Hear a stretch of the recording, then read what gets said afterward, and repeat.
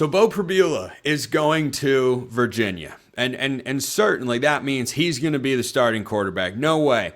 No way there'd be anything else. I mean, he was the heir apparent at Penn State, but then Drew Aller came back and he decides, I got to go start. Goes to Missouri, 7-3. Gets hurt, unfortunately, but was doing well. His numbers aren't going to blow you away, but he was winning football games with the Missouri Tigers, almost 2,000 yards passing in 10 games, 11 touchdowns, 9 picks, had run for 297 yards and 6 scores. Beau Pribula was solid. Super steady. I mean, you would have thought maybe he'd wind up transferring to Virginia Tech. Nope, not going to reunite with James Franklin. So where's Beau Pribula going? Virginia. The Virginia Cavaliers. And Tony Elliott, to my surprise and that of, I don't know, almost everybody else in college football, had his program one win away from the college football playoff. If you'd asked me going into the 2025 season, Spencer, come up with the hottest take in the ACC you could possibly give, I wouldn't have had Virginia making the ACC title game and almost the playoff in my top 5. I would have said things like North Carolina wins the ACC, or Florida State bounces back immediately to go to the ACC championship game. There are so many other outcomes I would have picked, even if I was thinking about hot, bold, I can't believe it or fathom it takes, and Tony Elliott got that done. Great season for the Cavaliers. Now, their quarterback from this past year, Chandler Morris, had a good season. 65%, 16 touchdowns against 9 interceptions, not incredible, but 3,000 yards passing. He also ran for 245 yards and 5 scores. He applied for another year of eligibility. And frankly, I am glad that he didn't get it. That is not me having a personal vendetta against Chandler Morris. This is a guy who started his college career at Oklahoma back in the class of 2020. So Ole Miss, as we know, is not standing by and letting their denied waiver stop them from trying to get an extra year for a quarterback, and Chambliss may very well win that outcome. We shall see. But Morris was denied. I am more than okay with that. So insert Beau Pribula. And I like Beau Pribula. I think he's solid.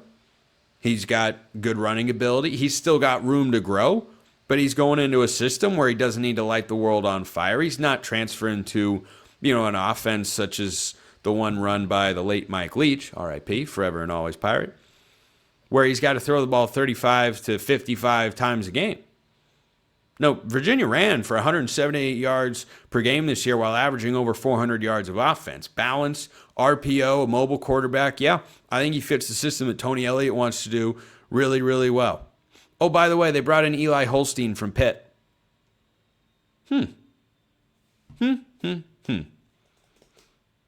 Eli Holstein, who got benched at Pitt earlier this year.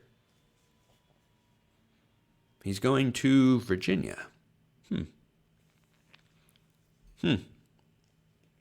That's my honest instant reaction to that. Is this going to be a true 2-quarterback system? Maybe.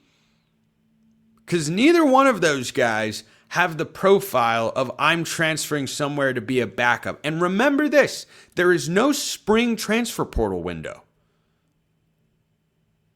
So last year you had guys that transferred out, like Nico Iamaleava or Steve Angeli, went into the ACC from Notre Dame, went to Syracuse, unfortunately got hurt early in this year, was off to a good start. You had guys that went through spring ball, saw where they were on the depth chart, and then said, I'm going in the portal elsewhere.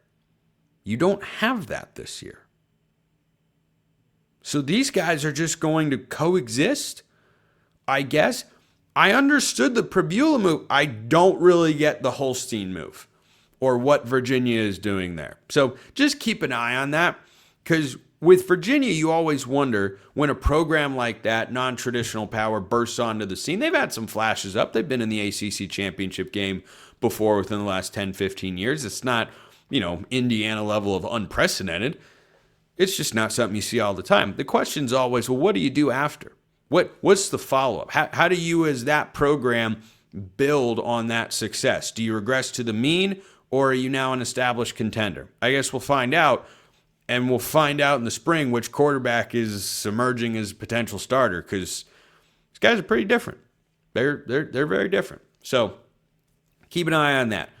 Another thing that I think I've mentioned just one time here on the show, and that's not often enough. One of the most under-the-radar coordinator hires that's taken place so far nationally in college football is Buster Faulkner left Georgia Tech to go to Florida.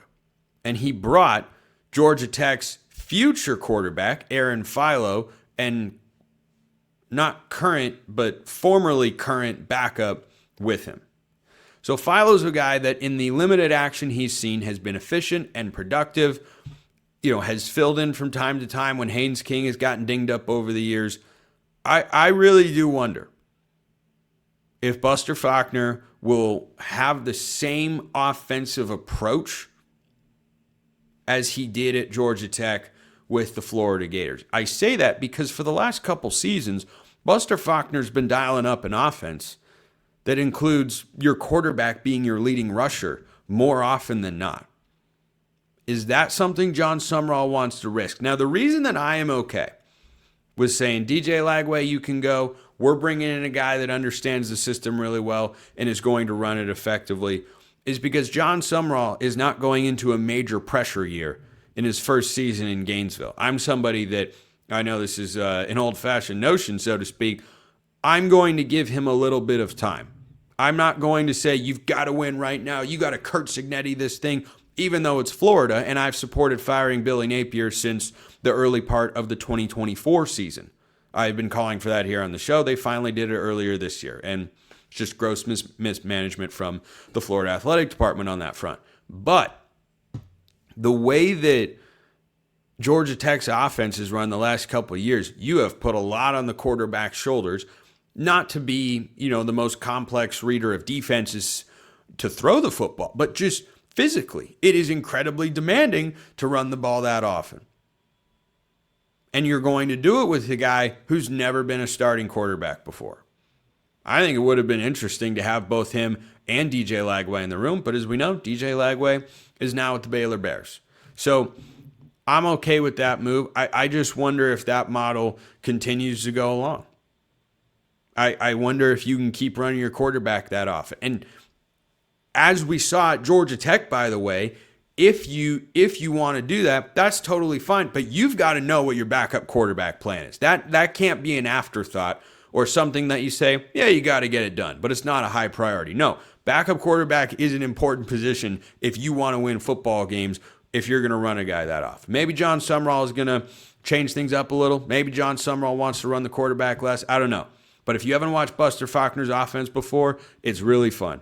They use fly sweep motion with receivers and running backs more than anybody in college football, and it's a good time. It is a good, fun, unique watch, and it's also very effective. Georgia Tech's problem the last couple of years has been defense, not the offense. So I think it's a great OC hire. I think the Aaron Philo move is acceptable, though not exceptional. That's a soundbite right there. And that's how we end today's show. Appreciate everyone listening. I'll see you next time. Until then, hope you all have a wonderful rest of your day.